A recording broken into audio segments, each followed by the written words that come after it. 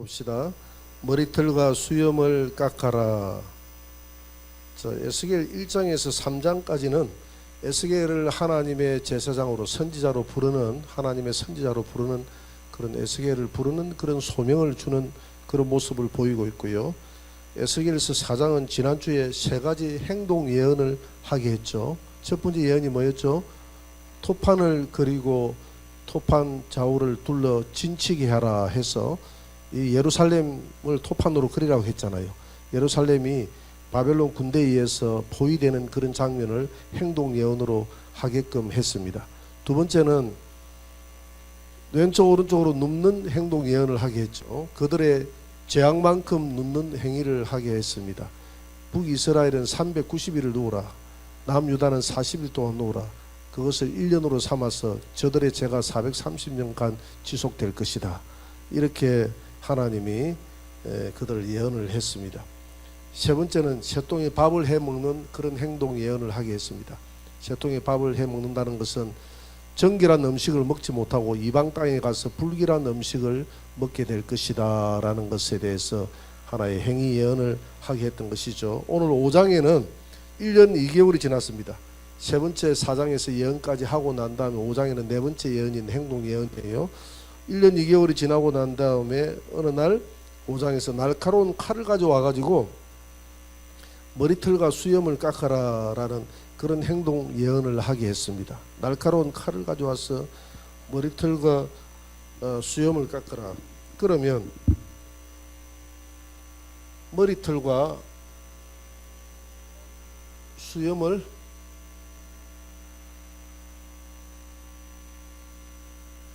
깎는 이유가 뭐냐? 머리털과 수염을 깎는 이유가 뭐냐? 에스겔서 5장 1절 다시 한번 더 읽어봅시다. 너 인자야, 너는 날카로운 칼을 가져다가 삭도로 삼아 내 머리털과 수염을 깎아서 저울로 달아 나누어 두라. 저울로 달아 나누어 두라. 첫째, 제사장적 임무를 수행할 수 없을 것이다. 제사장 임무를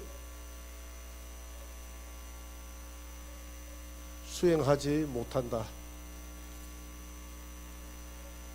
제사장 임무를 수행하지 못하게 될 것이다. 왜냐하면 레위기 21장 5절을 한번 봅니다. 다 같이 제사장들은 머리털을 깎아 대머리 같게 하지 말며 자기의 수염 양쪽을 깎지 말며 살을 베지 말고, 그러니까 머리와 수염을 깎는 것은 제사장이 못하게 돼 있어요.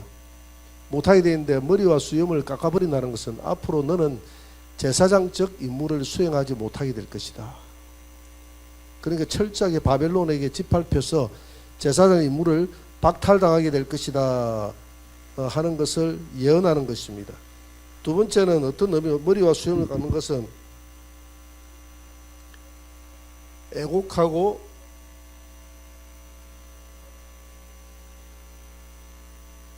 애통하라. 애곡하고 애통하라는 그런 의미가 있습니다. 욥기 1장 20절 21절을 한번 봅시다. 다 같이. 욥이 일어나 겉옷을 찢고 머리털을 밀고 땅에 엎드려 예배하며 이르되 내가 모태에서 알몸으로 나와 사온즉 또한 알몸이 거리로 돌아가올지라 주신 이도 여호와시요 거두신 이도 여호와시오니 여호와의 이름이 찬송을 받으실지니어다 하고, 지금 욥이 머리털을 다 밀어버렸다고 그랬습니다. 왜냐하면 애통할 일이 생겼어요.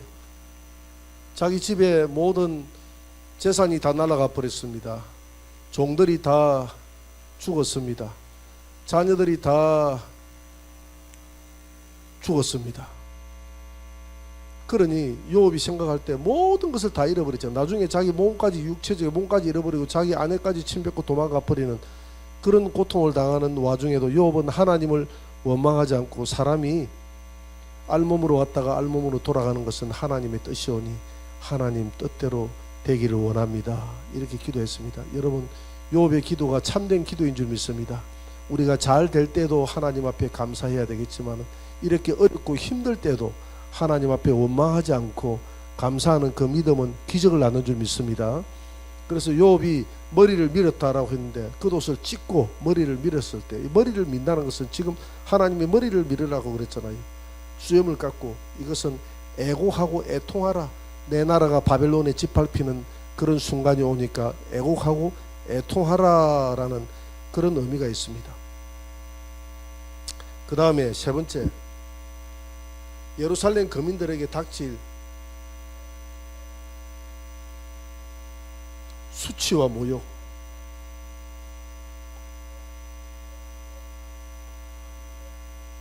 예루살렘 거민들에게 닥칠 수치와 모욕을 상징하는 것입니다. 저들에게 수치가 있게 될 것이다. 에스겔 오늘 5장 15절을 한번 볼까요? 5장 15절을 보면 한번 같이 읽어봅시다. 내 노와 분과 중한 책망으로 내게 벌을 내린 적 너를 둘러싸고 있는 이방인들에게 내가 수치와 조롱거리가 되고 두려움과 경고가 되리라. 나 여호와의 말이니라. 그러니까 이스라엘 주변에는 쭉 이방 나라들이 둘러싸고 있잖아요. 둘러싸고 있는 이방 나라들이 다윗 시대에는 부러움의 대상이 됐는데 이제 시드기야 시대 때 망했지 않습니까? 나라가 망하고 BC 586년도에 바벨론에 의해서 멸망당했지 않습니까? 멸망당하고 나면 온 그런 주변에 있는 이방인들에게 하나님이 함께 한다든지 하나님이 어디 있느냐 막 조롱하고 비웃고 수모를 줄 것이다. 그래서 머리털과 수염을 깎는 이유가 거기에 있다는 겁니다. 한 번 더 읽어봅시다. 제사장 임무를 수행하지 못한다. 따라합니다. 제사장 임무를 수행하지 못한다. 두 번째, 애곡하고 애통하라. 세 번째, 수치와 모욕을 상징하는 것이다. 그래서 이것을 저울로 달아서 나누어 두라고 그랬지 않습니까? 아직은 아니다라는 거예요. 조금 있으면 저울을 두어가지고 머리를 깎아가지고 저울로 달아가지고 나누어 두라고 그랬습니다. 세 등분을 해가지고 나누어 두라고 했어요. 저울로. 하나님의 심판이 그냥 응구추춤한 심판이 아니라 세 등분으로 정확하게 저울로 달아주라는 것은, 저울로 정확하게 달아라는 것은 하나님의 심판이 공의로운 심판이라는 것입니다. 저울이라고 하니까 한 가지 에피소드가 생각이 나네요. 예전에 저쪽 교회에 있을 때 주일날 소금 장사가 왔더라고. 소금 장사가 와가지고 소금 사세요라고 이야기했어. 주일날 무슨 장사가 와서 소금을 파느냐고 뭐 성도들이 투덜투덜 밥 먹는데 와서 투덜투덜 하는데 안 가고 계속 소금 사달라고 하기에, 그래서 교회가 좀 떡을 끼쳐야 되겠다 싶어서 소금을 한 가마니 샀습니다. 소금을 한 가마니 사가지고 그것을 한 가마니를 다 성도들 10가정에서 나눠 가졌어요. 우리 집에 저울이 있었거든요. 저울로 달아보니까 달아보니까 절반밖에 안 돼. 소금이 속이는 거예요. 그래서 한일 유엔아의 뭐다더라? 여성교회 아니죠. 유엔아이 그러니까 여분야회 맞다. 여분야회에서 나왔다 하는데 전화를 해보니까 여분야회 없다 하더라고. 여분야회 그런 거 없다 하더라고. 근데 이분들이 아마 교회마다 다니면서 이렇게 하는 거 봐요. 저울을 속이는 저울은 하나님이 미워하는 바가 되는 줄 믿습니다. 근데 하나님이 정확하게 저울을 달아라고 그랬어요. 속이지 말고. 그러니까 세등분을 정확하게 해라. 이 말은 하나님의 심판은 0.1%의 차질도 없이 정확하게 하나님이 심판하겠다 이 말입니다. 자, 그 다음에 하나님이 예루살렘을 심판하겠다고 합니다.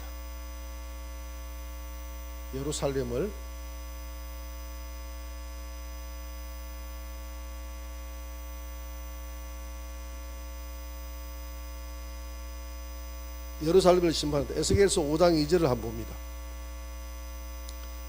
5장 2절 다 같이 시작.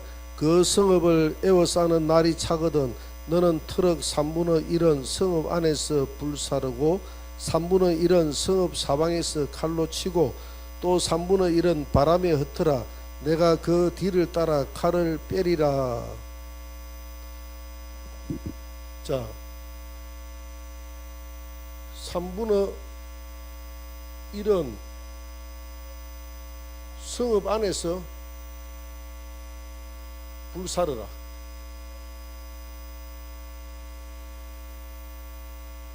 자, 지금 에스겔은 지금 어디에 있습니까? 성읍에 있습니까? 바벨론에 있습니까? 바벨론에 있다 이 말입니다. 그럼 성읍 안에서 불사르라 이 말은 무슨 말이죠? 그러니까 이스라엘까지 갈 수가 없잖아요, 그죠? 그러니까 토판 성읍을 만들었잖아요. 그죠? 예루살렘 토판으로 만들었잖아요. 거기에다 불사르라 이 말입니다. 지금 바빌론에 끌려가 있기 때문에 토판 성읍에다가 불사르라. 그래서 트럭의 3분의 1은 안에 불사르라 이 말은 이 예루살렘이 바빌론 군대에 의해서 포위되어서 3분의 1이 그 안에서 불사른다 이 말은 살라지고 없어진다, 죽는다 이 말이거든요. 구체적으로 어떻게 죽느냐, 오늘 12절에 잘 나와 있지 않습니까? 그죠? 성읍 안에 그 가운데 너희 가운데 3분의 1은 뭐로 죽고요? 전염병으로 죽으며 기근으로 멸망할 것이요. 그러니까 이 3분의 1은 성읍 안에서 포위가 되잖아요. 예루살렘 그 바빌론 군대에 의해서 성읍이 포위가 되니까 뭐가 옵니까? 기근이 오잖아요.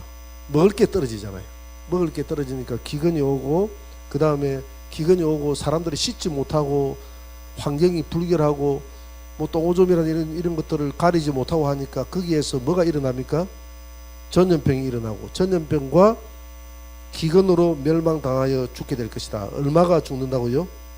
3분의 1이. 에스겔 5장 9절 10절 한번 봅시다. 다 같이 시작. 내 가정한 내가 전무후무하게 내게 내릴지라. 그리한즉 내 가운데서 아버지가 아들을 잡아먹고 아들이 그 아버지를 잡아먹으리라. 내가 벌을 내게 내리고 너희 중에 남은 자를 다 사방에 흩으리라. 이런 기근이 온다. 자녀가 부모를 잡아먹고 부모가 자식을 잡아먹는 이런 그 사람이요, 이런 모습을 보면 어떻게 이런 일이 벌어질까 싶지만은 사람이 이런 모든 환경적인 조건이 주어지지 않으면 사람은 본능으로 돌아가서 짐승과 똑같이 된다는 것이죠. 짐승처럼 된다는 겁니다. 사람이 별게 없어요. 사람이 지금은 먹고 마시고 이렇게 살아가니까 인격이 있는 것이고 품위가 있는 것이지, 모든 것을 다 빼앗아가고 기본 욕구가 충족되지 않으면 짐승처럼 돌아간다는 거죠. 실제적으로 열왕기하 6장 29절에 보니까 아람 왕 베나닷이 사마리아를 포위 공격할 때 사마리아 거민들이 서로 돌아가면서 자녀를 잡아먹었지 않습니까? 내 아들을 잡아먹고 다음 내일은 내 아들을 잡아먹자, 그렇게 돌아가면서 잡아먹었지 않습니까? 이런 일들이 벌어졌습니다. 기근이 생기면 이런 일들이 벌어지게 될 것이다. 여러분, 우리가 하나님 앞에 풍요롭고 풍족할 때에 감사하시기 바랍니다. 북한 땅에는 정말 1997년도에 대기근이 왔죠. 3명 반이 죽었다고 이야기했는데 3명 반까지는 안 됐던 것 같아요. 제가 듣기로는 탈북자하고 식사할 기회가 있어 탈북자들 9명하고 식사를 하면서 제가 들었습니다. 그 이야기를 들었는데 97년도에 평양 땅에 특별히 한경북도 남북도 저쪽에서 많이 죽었다고 그래요. 그러니까 평양 땅에서 멀리 벌어질수록 많이 죽었다는 거예요. 많이 죽었는데 시체가 막 길가에 널려 있는 모습을 눈으로 직접 목도를 했다고 그래요. 자기들이. 그래서 엄청나게 죽어왔습니다. 기근으로 죽어왔어요. 그래서 그 북한 땅이요, 또 우리 고구려 민족 아닙니까? 그죠? 고구려 민족이 되니까 이게 기상이 굶어 죽어도 손을 안 벌리는 거야. 굶어 죽어도 손을 안 벌리는 거야.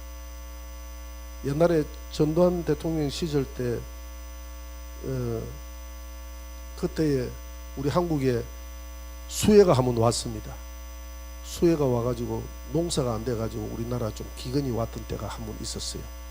그때 북한에서 우리나라를 적십자사를 통해서 돕겠다 해가지고 쌀을 보내온 적이 있습니다. 북한에서 쌀을 보내왔는데 그 쌀이 먹을 수 없는 쌀이 돼서 군부대로 왔어요. 군인들 먹으라고. 근데 군인들이 그걸 먹겠습니까? 군인들도 못 먹고 그걸 떡에 먹었습니다. 보니까 쌀을 보니까 못 먹을 쌀이야. 못 먹을 쌀이야. 그런 쌀도 북한에는 귀한 거예요.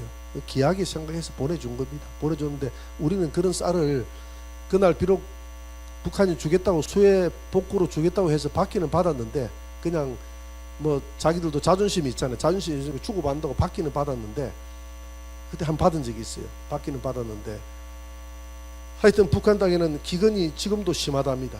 기근이 심하다고 하니까 우리 민족을 위해서도 동족을 위해서도 기도해야 될 줄 믿습니다.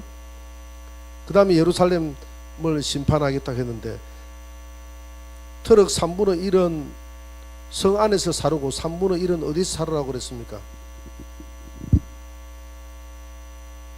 3분의 1은 성읍 사방에서 사방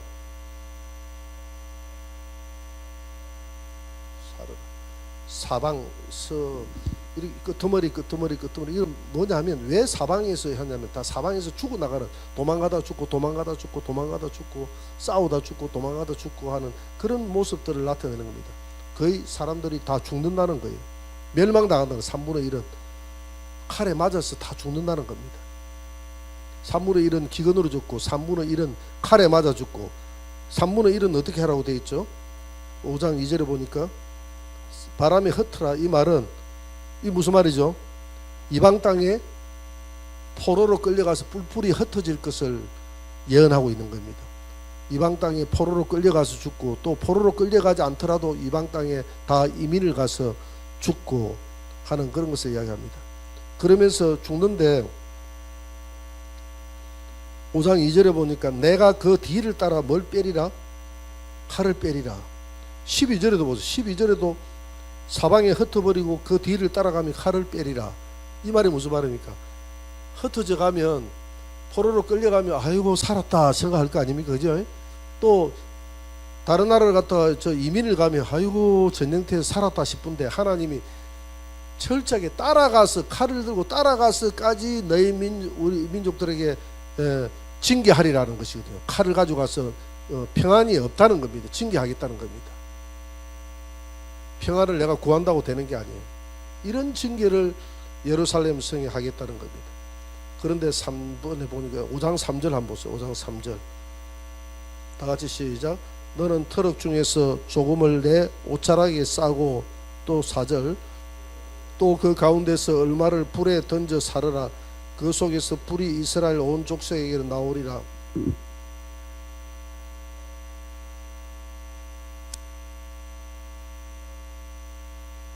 남은 자를 보호한다. 옷자락에 머리카락을 잘라가지고 3등분을 했잖아요. 그죠? 3등분을 하고 난 다음에 머리카락이 막 이렇게 좀 흩어진 머리카락이 있을 거 아닙니까? 그걸 다 주워 모아가지고 그걸 옷에다가 옷자락에다가 싸라 이 말입니다. 그 남은 자로 하나님이 보호하겠다는 겁니다. 남은 자를 다 보호하겠다는 게 아니라 그 남아있는 자 중에 일부는 불에 태우고 일부는 심판하고 일부는 보호하겠다는 겁니다. 역사적으로 볼 때 구약 성경은 남은 자들에 의해서 역사가 운행됐습니다. 여러분 우리 교회가 남은 자가 되시기를 바랍니다. 남은 자가 되어야 돼요. 그래서 예수님이 적은 무리여 두려워하지 말라 천국이 너희들의 것이다 라고 했지 않습니까? 우리가 오늘 저녁에도 보니까 수요 예배에 남은 자들이네. 오늘 주님이 꼭 오실 것 같은 느낌이 드는데 또 참석 안 하신 분들에게 오늘 저녁에 목사님이 그러는데 오늘 우리만 남은 자대 니는 버린 자야 이렇게 또 전화해가지고 또 부풀어가지고 또 전화하지 마시기 바랍니다.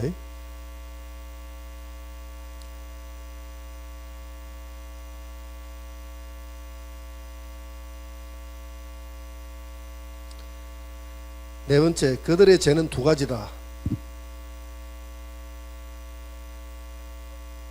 그들의 죄는 두 가지다.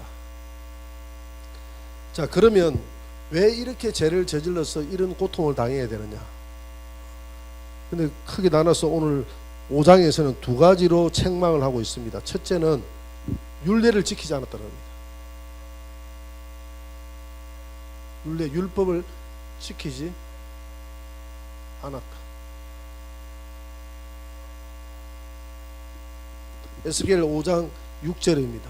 다 같이 시작. 그가 내 규례를 거슬러서 이방인보다 악을 더 행하며 내 율례도 그리함이 그를 둘러 있는 나라들보다 더하니 이는 그들이 내 규례를 버리고 내 율례를 행하지 아니하였다. 7절에 보니까 7절의 하반절에 보니까 이방인들의 규례대로도 행하지 아니하였다. 유대인들의 규례 7절 하반절에 보세요. 너희를 둘러 있는 이방인들의 규례대로도 행하지 아니하였느니라. 그러니까 믿는 자가 불신자보다도 더 악하다는 이야기입니까? 선하다는 이야기입니까?